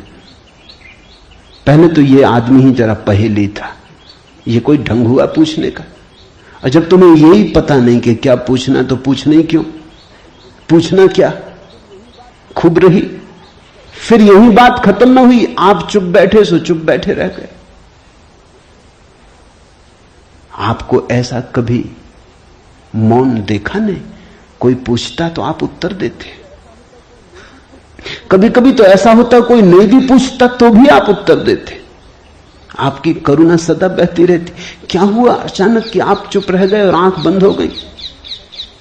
और फिर क्या रहस्य में घटा कि वो आदमी रूपांतरित होने लगा? हमने उसे बदलते देखा, हमने उसे किसी और ही रंग में डूबते देखा, उसमें मस्ती आते देखी। वो नाचता हुआ गया है, आंसुओं से भरा हुआ, गदगद आह्लादित, वो चरणों में झुका, उसकी सुगंध हमें भी छुई। ये हुआ क्या? आप कुछ बोले नहीं, उसने सुना कैसे? और हम तो इतने दिनों से, वर्षों से आपके पास, हम पर आपकी कृपा कम है क्या? ये प्रसाद जो उसे दिया हमें क्यों नहीं मिलता? लेकिन ध्यान रहे, उतना ही मिलता है जितना तुम ले सकते हो। बुद्ध ने कहा, सुनो, घोड़े, आनंद से घोड़े की बात की, क्योंकि आनंद क्षत्रिय था, बुद्ध का चचेरा भाई था, और बचपन से ही घोड़े का बड़ा शौक था, उसे घुड़सवार था, प्रसिद्ध घुड़सवार था, प्रतियोगी था बड़ा। उसने कहा, सुन आनंद, बुद्ध ने कहा, घोड़े 4 प्रकार के होते। एक तो मारो भी तो भी टस से मस नहीं होते, रद्दी से रद्दी घोड़े, जितना मारो उतना ही हठ योगी हो जाते हैं, बिल्कुल हट बांध के खड़े हो जाते। तुम मारो तो वो जिद बना लेते हैं कि देखें कौन जीतता। फिर दूसरे तरह के घोड़े होते हैं, मारो तो चलते हैं, न मारो तो नहीं चलते, कम से कम पहले से बेहतर। फिर तीसरे तरह के घोड़े होते हैं, कोड़ा फटकारो, मारना काफी जरूरी नहीं, सिर्फ कोड़ा फटकारो, आवाज काफी। और भी कुलीन होते, दूसरे से भी बेहतर। फिर आनंद, तुझे जरूर पता होगा, ऐसे भी घोड़े होते हैं कि कोड़े की छाया देख के भागते हैं, फटकारना भी नहीं पड़ता। ये ऐसा ही घोड़ा था, छाया काफी। अष्टावक्र ने देखा होगा गौर से, जब तुम आके मुझसे कुछ पूछते हो तो तुम्हारे प्रश्न से ज्यादा महत्वपूर्ण सवाल तुम हो। कभी कभी तुम्हें भी ऐसा लगता होगा कि तुमने जो नहीं पूछा था वो मैंने उत्तर दिया है, और कभी कभी तुम्हें ऐसा भी लगता होगा कि शायद मैं टाल गया तुम्हारे प्रश्न को, बचाव कर गया, कुछ और उत्तर दे गया हूं। लेकिन सदा तुम्हारी भीतरी जरूरत ज्यादा महत्वपूर्ण। तुम क्या पूछते हो ये उतना महत्वपूर्ण नहीं, क्योंकि तुम्हें खुद ही ठीक पता नहीं तुम क्या पूछते हो, क्यों पूछते हो। उत्तर वही दिया जाता है जिसकी तुम्हें जरूरत थी। तुम्हारे पूछने से कुछ तय नहीं होता। देखा होगा अष्टावक्र ने ज्ञानी तो नहीं है जनक, अज्ञानी है फिर क्या? अज्ञानी भी नहीं है, क्योंकि अज्ञानी तो अकड़ा से भरा होता है। अज्ञानी तो झुकना जानता ही नहीं। ये तो मुझ 12 साल की उम्र के लड़के के पैरों में झुक गया, साष्टांग दंडवत की। ये अज्ञानी के लिए असंभव है। अज्ञानी तो समझता है कि मैं जानता ही हूं, मुझे कौन समझाएगा। अज्ञानी अगर कभी पूछता भी है तो तुम्हें गलत सिद्ध करने को पूछता है, क्योंकि अज्ञानी तो ये मान के चलता है कि पता तो मुझे है ही, देखें इनको भी पता है या नहीं। अज्ञानी परीक्षा के लिए पूछता है। नहीं, इसकी आंखें जनक की तो बड़ी निर्मल है। मुझ 12 साल के अनजान अपरिचित लड़के को सम्राट होते हुए भी इसने कहा, एतत् मम ब्रूहि प्रभो, हे प्रभु मुझे समझा के कहें। नहीं, ये विनयशील है, अज्ञानी तो नहीं। मूढ़ है क्या फिर? मूढ़ तो पूछते ही नहीं। मूढ़ों को तो पता ही नहीं कि जीवन में कोई समस्या है। मूढ़ और बुद्ध पुरुषों में एक समानता है। बुद्ध पुरुषों के लिए कोई समस्या नहीं रही, मूढ़ों के लिए अभी समस्या उठी ही नहीं। बुद्ध पुरुष समस्या के पार हो गए, मूढ़ अभी समस्या के बाहर है। मूढ़ तो इतना मूर्छित है, उसे कहां सवाल कथम ज्ञानम, मूढ़ पूछेगा कथम मुक्ति, मूढ़ पूछेगा कैसे होगा वैराग्य, मूढ़ पूछेगा असंभव। मूढ़ अगर पूछेगा भी तो पूछता है राग में सफलता कैसे मिलेगी। मूढ़ अगर पूछता भी है तो पूछता है संसार में और थोड़े ज्यादा दिन कैसे रहना हो जाए, मुक्ति नहीं। मूढ़ पूछता है बंधन सोने के कैसे बने, बंधन में हीरे जवाहरात कैसे जड़े। मूढ़ पूछता भी है तो ऐसी बातें पूछता है। ज्ञान, मूढ़ तो मानता ही नहीं कि ज्ञान हो सकता है, वो तो संभावना को स्वीकार नहीं करता। वो तो कहता कैसा ज्ञान। मूढ़ तो पशुवत जीता है। नहीं, ये जनक मूढ़ भी नहीं है, मुमुक्षु है। मुमुक्षु शब्द समझना जरूरी है। मोक्ष की आकांक्षा, मुमुक्षा। अभी मोक्ष के पास नहीं पहुंचा, ज्ञानी नहीं है। मोक्ष के प्रति पीठ करके नहीं खड़ा, मूढ़ नहीं है। मोक्ष के संबंध में कोई धारणाएं पकड़ के नहीं बैठा, अज्ञानी भी नहीं है, मुमुक्षु है। मुमुक्षु का अर्थ है सरल है इसकी जिज्ञासा, न मूढ़ता से अपवित्र हो रही है, न अज्ञानपूर्ण धारणाओं से विकृत हो रही है। शुद्ध है इसकी जिज्ञासा, सरल चित्त से पूछा है। अष्टावक्र ने कहा, हे प्रिय, यदि तू मुक्ति को चाहता है तो विषयों को विष के समान छोड़ दे और क्षमा, आर्जव, दया, संतोष और सत्य को अमृत के समान सेवन कर। मुक्ति मिच्छसि चेतात विषयान विस्वत्यज। शब्द विषय बड़ा बहुमूल्य है, वो विष से ही बना है। विष का अर्थ होता है जिसे खाने से आदमी मर जाए। विषय का अर्थ होता है जिसे खाने से हम बार बार मरते, बार बार भोग, बार बार भोजन, बार बार महत्वाकांक्षा, ईर्ष्या, क्रोध, जलन, बार बार इन्हीं को खा खा के तो हम मरे, बार बार इन्हीं के कारण तो मरे। अब तक हमने जीवन में जीवन कहां जाना, मरने को ही जाना है। अब तक हमारा जीवन, जीवन की प्रज्वलित ज्योति कहां, मृत्यु का ही धुआं है। जन्म से लेकर मृत्यु तक हम मरते ही तो हैं, धीरे धीरे, जीते कहां, रोज रोज मरते। जिसको हम जीवन कहते हैं वो एक सतत मरने की प्रक्रिया है। अभी हमें जीवन का तो पता ही नहीं, तो हम जिएंगे कैसे?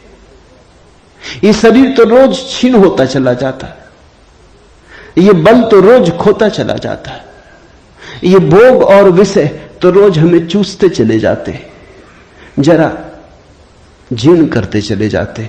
ये विषय और कामनाएं तो छेदों की तरह, इनसे हमारी ऊर्जा और आत्मा रोज बहती चली जाती, आखिर में घड़ा खाली हो जाता, उसको हम मृत्यु कहते। तुमने कभी देखा, अगर छिद्र वाले घड़े को कुएं में डालो तो जब तक घड़ा पानी में डूबा होता है भरा मालूम पड़ता है, उठाओ पानी के ऊपर, खींचो रस्सी, बस खाली होना शुरू हुआ। जोर का शोरगुल होता है, उसी को तुम जीवन कहते हो। जलधारें गिरने लगती, उसी को तुम जीवन कहते हो। और घड़ा जैसे जैसे पास आता है, हाथ के खाली होता चला जाता। जब हाथ में आता है तो खाली घड़ा, जल की एक बूंद भी नहीं। ऐसा ही हमारा जीवन है। बच्चा पैदा नहीं हुआ, भरा मालूम होता है, पैदा हुआ कि खाली होना शुरू हुआ। जन्म का पहला दिन मृत्यु का पहला दिन है, खाली होने लगा। एक दिन मरा, 2 दिन मरा, 3 दिन मरा। जिनको तुम जन्मदिन कहते हो अच्छा हो, मृत्यु दिन कहो तो ज्यादा सत्यतर होगा। 1 साल मर जाते हो, उसको कहते हो चलो एक जन्मदिन आ गया। 50 साल मर गए, कहते हो 50 साल जी लिए, स्वर्ण जयंती मनाए। 50 साल मरे, मौत करीब आ रही, जीवन दूर जा रहा है, घड़ा खाली हो रहा है। जो दूर जा रहा है उसके आधार पर तुम जीवन को सोचते हो, या जो पास आ रहा है उसके आधार पर? यह कैसा उल्टा गणित! हम रोज मर रहे हैं, मौत करीब सरकती आती। अष्टावक्र कहते हैं विषय हैं विषवत, क्योंकि उन्हें खा खा के हम सिर्फ मरते हैं, उनसे कभी जीवन तो मिलता नहीं। यदि तू मुक्ति चाहता है हे तात, हे प्रिय, तो विषयों को विष के समान छोड़ दे और क्षमा, आर्जव, दया, संतोष और सत्य को अमृत के समान सेवन कर। अमृत का अर्थ होता है जिससे जीवन मिले, जिससे अमृतत्व मिले, जिससे उसका पता चले जो फिर कभी नहीं मरेगा। तो क्षमा, क्रोध विष है, क्षमा अमृत है, आर्जव, कुटिलता विष है, सीधा सरलपन आर्जव अमृत है, दया, कठोरता, क्रूरता विष है, दया, करुणा अमृत है, संतोष, असंतोष का कीड़ा खाए चला जाता। असंतोष का कीड़ा हृदय में कैंसर की तरह फैलता चला जाता है, विष को फैलाए चले जाता है। संतोष जो है उससे तृप्ति, जो नहीं है उसकी आकांक्षा नहीं, जो है वो काफी से ज्यादा है, वो है ही काफी से ज्यादा। आंख खोलो जरा देखो, संतोष कोई थोपना नहीं है ऊपर, जीवन को जरा गौर से देखो। तुम्हें जो मिला है वो तुम्हारी जरूरत से सदा ज्यादा है। तुम्हें जो चाहिए वो मिलता ही रहा है। तुमने जो चाहा है वो सदा मिल गया है। तुमने दुख चाहा है तो दुख मिल गया है, तुमने सुख चाहा है तो सुख मिल गया है, तुमने गलत चाहा तो गलत मिल गया है। तुम्हारी चाह ने तुम्हारे जीवन को रचा है। चाह बीज है, फिर जीवन उसकी फसल है। जन्मों जन्मों में जो तुम चाहते रहे हो वही तुम्हें मिलता रहा है।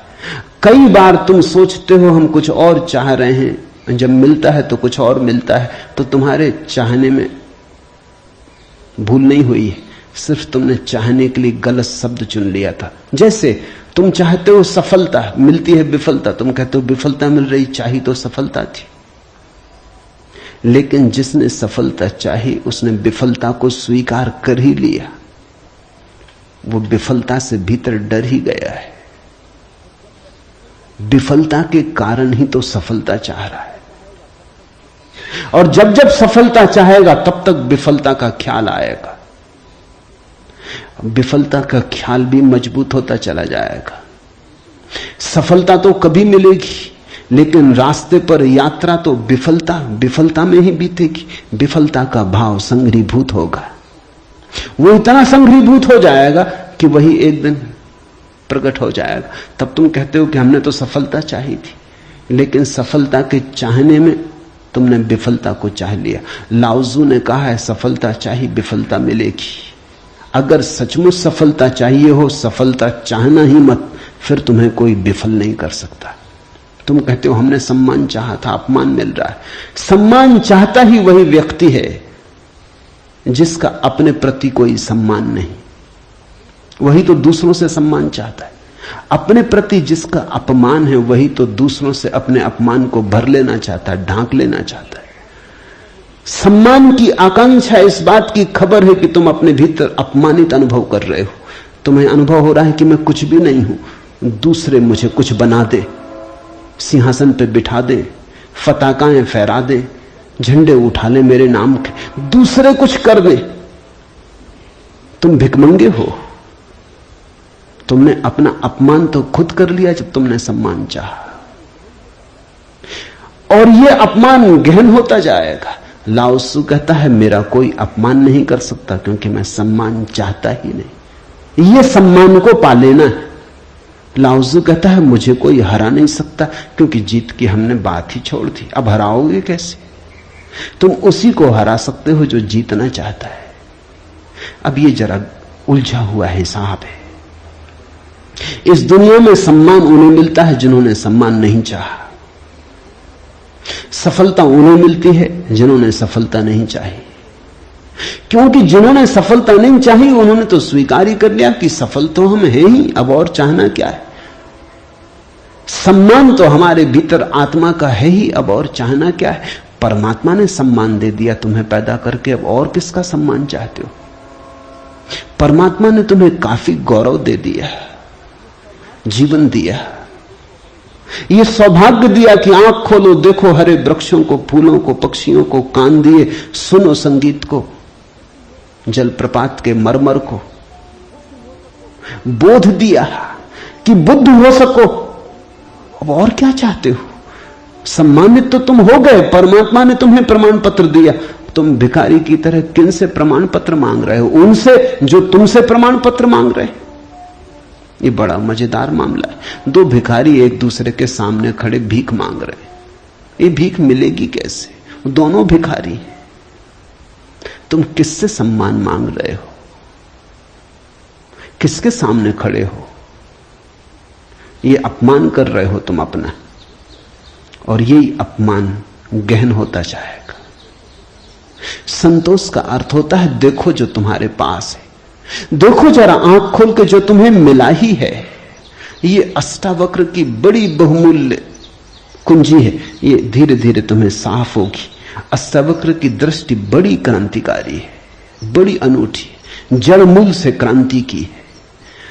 संतोष और सत्य को अमृत के समान सेवन कर, क्योंकि असत्य के साथ जो जिएगा वो असत्य होता चला जाएगा। जो असत्य को बोलेगा, असत्य को जिएगा, स्वभावता असत्य से गिरता चला जाएगा। उसके जीवन से संबंध विच्छिन्न हो जाएंगे, जड़ें टूट जाएंगी। परमात्मा में जड़ें चाहते हो तो सत्य के द्वारा ही वे जड़ें हो सकती हैं। प्रामाणिकता और सत्य के द्वारा ही तुम परमात्मा से जुड़ सकते हो।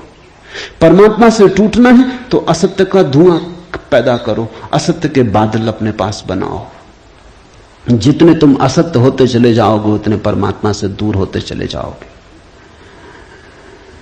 तू न पृथ्वी है, न जल है, न वायु है, न आकाश है। मुक्ति के लिए आत्मा को, अपने को, इन सब का साक्षी चैतन्य जान। सीधी सीधी बातें, भूमिका भी नहीं।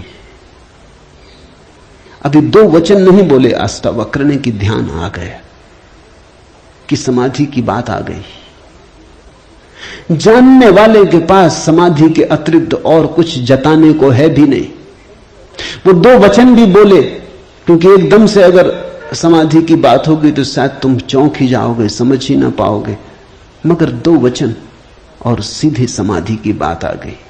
अष्टावक्र 7 कदम भी नहीं चलते, बुद्ध तो 7 कदम चले, 8वें कदम पे समाधि।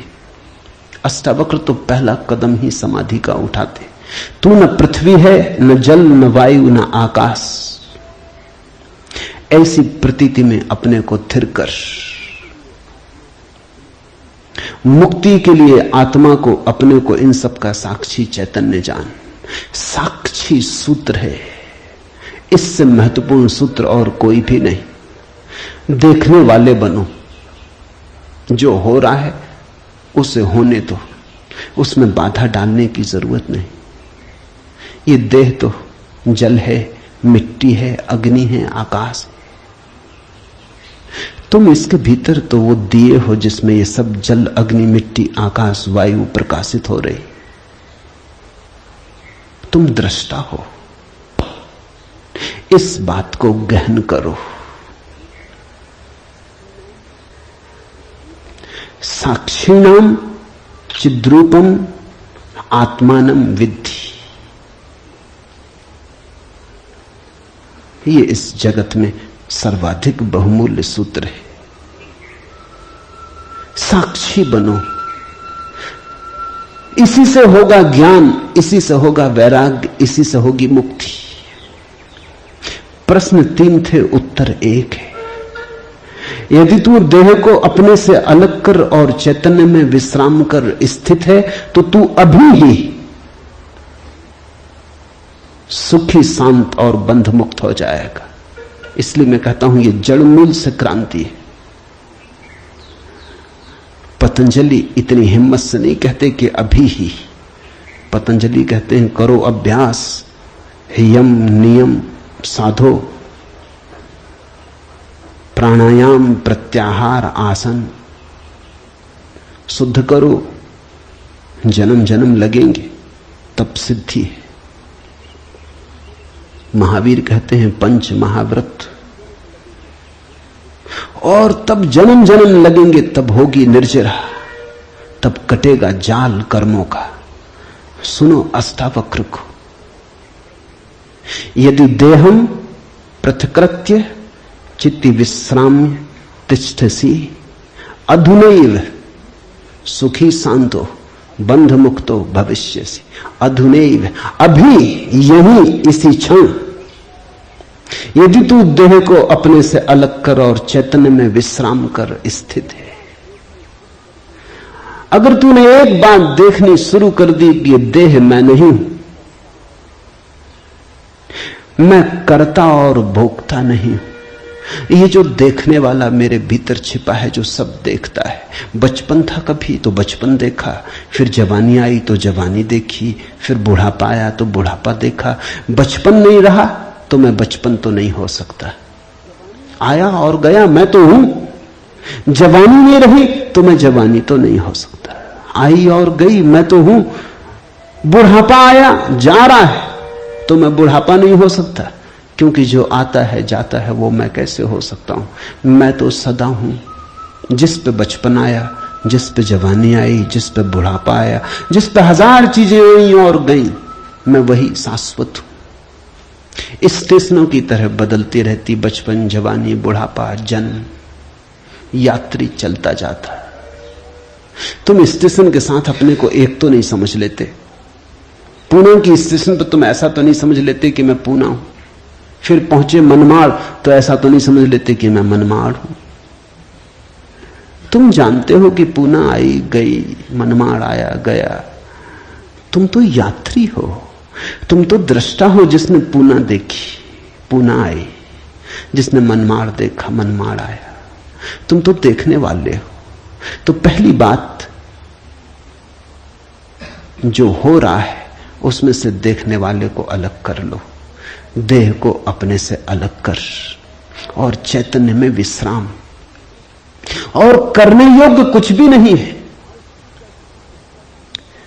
जैसे लाओत्सु का सूत्र है समर्पण, वैसे अष्टावक्र का सूत्र है विश्राम, रेस्ट। करने का कुछ भी नहीं है। मेरे पास लोग आते हैं, वो कहते हैं ध्यान कैसे करें। वो प्रश्न ही गलत पूछ रहे हैं। गलत पूछते हैं तो मैं उनको कहता हूं करो। क्या करोगे? तो उनको बता देता हूं कि करो, कुछ ना कुछ तो करना ही पड़ेगा। अभी तुम्हें करने की खुजलाहट है तो उसे तो पूरा करना होगा। खुजली है तो क्या करोगे? बिना खुजाए नहीं बनता। लेकिन धीरे धीरे उनको करवा करवा के थका डालता हूं। फिर वो कहते हैं अब इससे छुटकारा दिलवाओ। अब कब तक ये करते रहे? उनको तो मैं तो पहले ही राजी था, लेकिन तुम्हें समझने में जरा देर लगी। अब विश्राम करो। ध्यान का आत्यंतिक अर्थ विश्राम है। चित्ती विश्राम में तिष्ठसि, जो विश्राम में ठहरा देता अपने चेतना को, जो होने मात्र में ठहर जाता, कुछ करने को नहीं। क्योंकि जिसे तुम खोज रहे हो वो मिला ही हुआ है। क्योंकि जिसे तुम खोज रहे हो उसे कभी खोया ही नहीं, उसे खोया नहीं जा सकता। वही तुम्हारा स्वभाव है। अयम आत्मा ब्रह्म, तुम ब्रह्म हो, अनल हक, तुम सत्य हो। कहां खोजते हो? कहां भागे चले जाते हो? अपने को ही खोजने कहां भागे चले जाते हो? रुको, ठहरो। परमात्मा दौड़ने से नहीं मिलता, क्योंकि परमात्मा दौड़ने वाले में छिपा है। परमात्मा कुछ करने से नहीं मिलता, क्योंकि परमात्मा करने वाले में छिपा है। परमात्मा के होने के लिए कुछ करने की जरूरत ही नहीं, तुम हो ही। इसलिए अष्टावक्र कहते हैं चित्ती विश्राम में विश्राम करो, ढीले छोड़ो अपने को, ये तनाव छोड़ो। कहां जाते? कहीं जाने को नहीं, कहीं पहुंचने को नहीं। और चैतन्य में विश्राम, तो तू अभी ही इसी क्षण अधुनैव सुखी शांत और बंध मुक्त हो जाएगा। अनूठा है वचन, नहीं कोई और शास्त्र इसका मुकाबला करता है। तू ब्राह्मण आदि वर्ण नहीं, और न तू कोई आश्रम वाला है, और न आंख आदि इंद्रियों का विषय। असंग और निराकार तू सबका विश्व का साक्षी है, ऐसा जानकर सुखी हो। अब ब्राह्मण कैसे टीका लिखे? तू ब्राह्मण आदि वर्ण नहीं। अब हिंदू इस शास्त्र को कैसे सिर पे उठाएं? क्योंकि उनका तो सारा धर्म वर्ण और आश्रम पे खड़ा है, और ये तो पहले से ही अष्टावक्र जड़ काटने लगे। वो कहते हैं तू कोई ब्राह्मण नहीं है, न कोई शूद्र है, न कोई क्षत्रिय है। ये सब बकवास है, ये सब ऊपर के आरोपण है, ये सब राजनीति और समाज का खेल है। तू तो सिर्फ ब्रह्म है, ब्राह्मण नहीं, क्षत्रिय नहीं, शूद्र नहीं।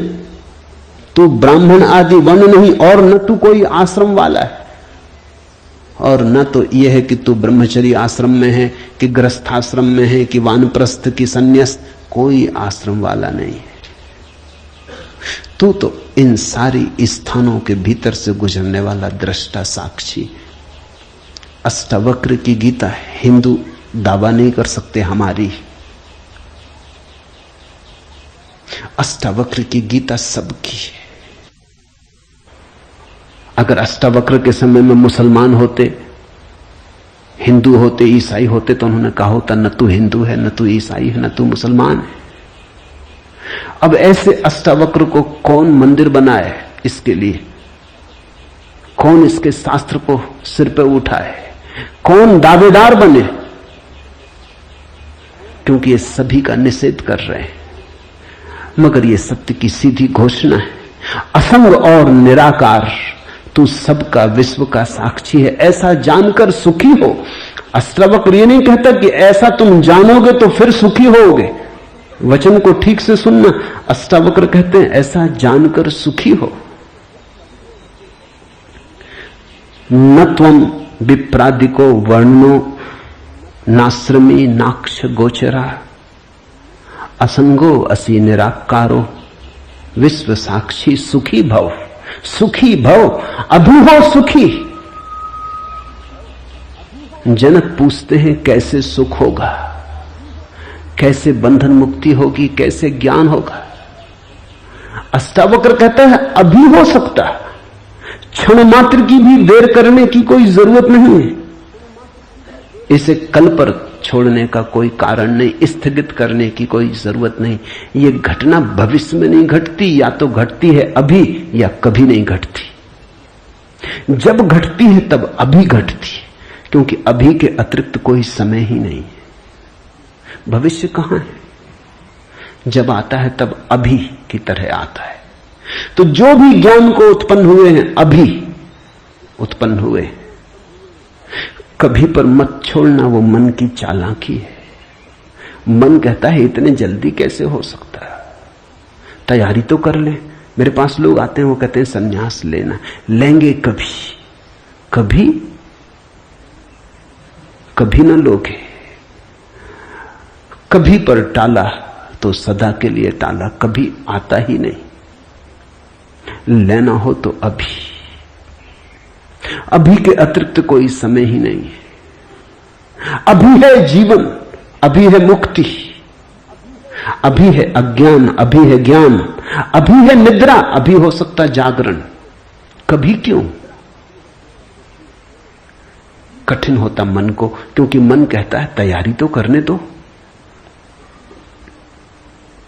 मन कहता है कोई भी काम तैयारी के बिना कैसे घटता। आदमी को विश्वविद्यालय से प्रमाण पत्र लेना है तो वर्षों लगते, डॉक्टरेट करनी है तो 20-25 साल लग जाते, मेहनत करते करते फिर आदमी आके डॉक्टर हो पाता। अभी कैसे हो सकते? अष्टावक्र भी जानते, दुकान करनी हो तो अभी थोड़ी खुल जाएगी। इकट्ठा करना पड़े, आयोजन करना पड़े, सामान लाना पड़े, दुकान बनानी पड़े, ग्राहक खोजने पड़े, विज्ञापन भेजना पड़े, वर्षों लगते। इस जगत में कोई भी चीज अभी तो घटती नहीं, क्रम से घटती है। ठीक है, अष्टावक्र भी जानते हैं, मैं भी जानता हूं। लेकिन एक घटना यहां ऐसी है जो अभी घटती है, वो परमात्मा है। वो तुम्हारी दुकान नहीं, न तुम्हारा परीक्षालय, न तुम्हारा विश्वविद्यालय। परमात्मा क्रम से नहीं घटता, परमात्मा घट ही चुका है। आंख भर खोलने की बात है, सूरज निकल ही चुका है। सूरज तुम्हारे आंख के लिए नहीं रुका है कि तुम जब आंख खोलोगे तब निकलेगा। सूरज निकल ही चुका है, प्रकाश सब तरफ भरा ही है, अहिर्निश गूंज रहा उसका नाद,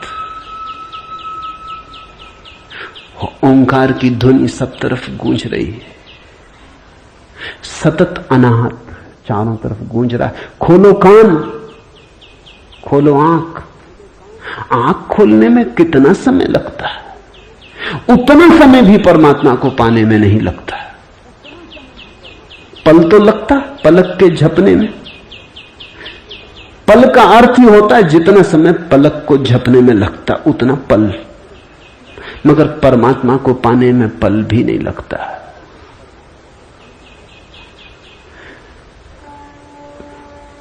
विश्व साक्षी असंगो वसी निराकारो सुखी भव। अभी हो सुखी। उधार नहीं है अष्टावक्र का धर्म, नगद, कैश।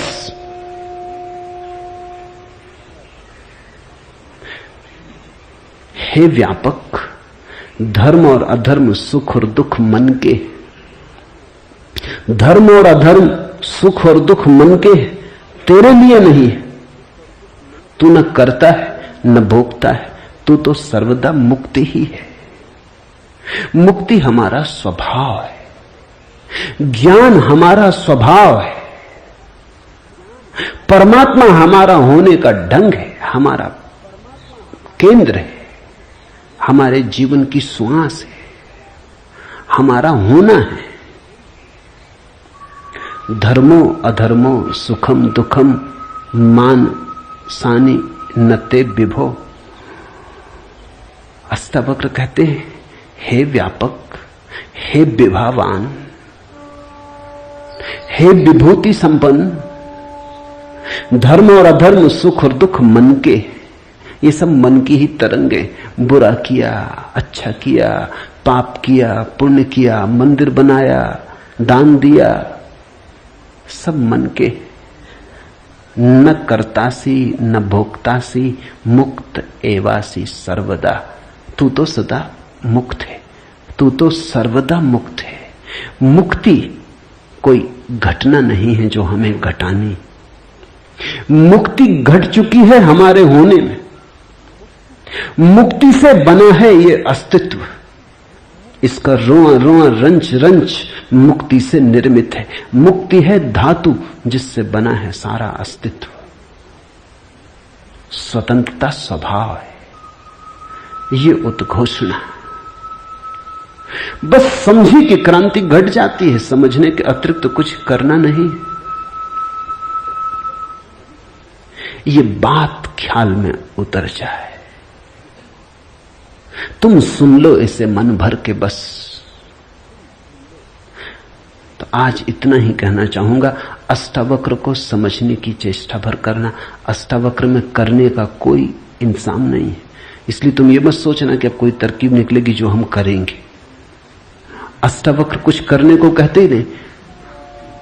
तुम विश्राम से सुन लो, करने को कुछ होने वाला ही नहीं है, इसलिए तुम कॉपी वगैरह नोटबुक लेके मत आना कि लिख लेंगे, कुछ आएगा सूत्र तो नोट कर लेंगे, करके देख लेंगे। करने का यहां कुछ काम ही नहीं है, इसलिए तुम भविष्य की फिक्र छोड़ के सुनना। तुम सिर्फ सुन लेना, तुम सिर्फ मेरे पास बैठ के शांत भाव से सुन लेना, विश्राम में सुन लेना। सुनते सुनते तुम मुक्त हो जा सकते हो। इसलिए महावीर ने कहा है कि श्रावक मुक्त हो सकता है सिर्फ सुनते सुनते। श्रावक का अर्थ होता है जो सुनते सुनते मुक्त हो जाए। साधु का तो अर्थ ही इतना है कि जो सुन सुन के मुक्त ना हो सका, थोड़ा कमजोर बुद्धि का है, कुछ करना पड़ा। सिर्फ कोड़े की छाया काफी न थी, घोड़ा जरा कुजात है, कोड़ा फटकारा तब थोड़ा चला, या मारा तो थोड़ा चला। छाया काफी है, तुम सुन लेना, कोड़े की छाया दिखाई पड़ जाएगी। तो अष्टावक्र के साथ एक बात स्मरण रखना, कुछ करने को नहीं है, इसलिए तुम आनंद भाव से सुन सकते हो।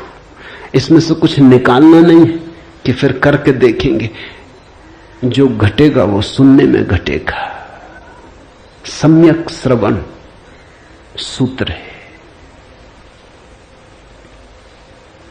अधुनैव सुखी शांतो बंध मुक्तो भविष्यसि। अभी हो जा मुक्त, इसी क्षण हो जा मुक्त।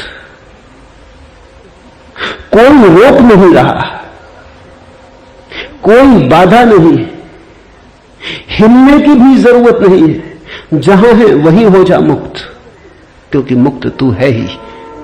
जाग और हो जा मुक्त। असंगो असि निराकारो विश्व साक्षी सुखी भव। हो जा सुखी।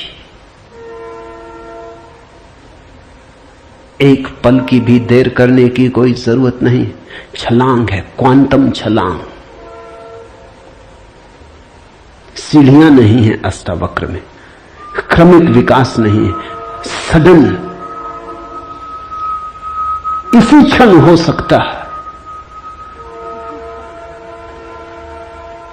हरिओम तत्सत। आज इतना ही।